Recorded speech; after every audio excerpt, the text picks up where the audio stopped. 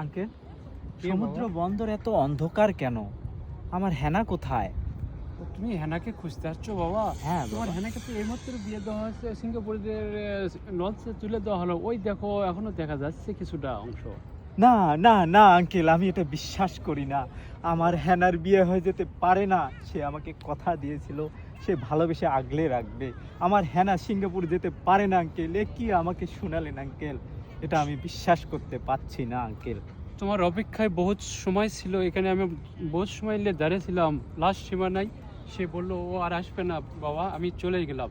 এই বলে সে লঞ্চে উঠে গেছে। ওই দেখো এখনো দেখা যাচ্ছে কিছু অংশ, পারলে কিছু এগিয়ে যেয়ে দেখে আসো। ওহো!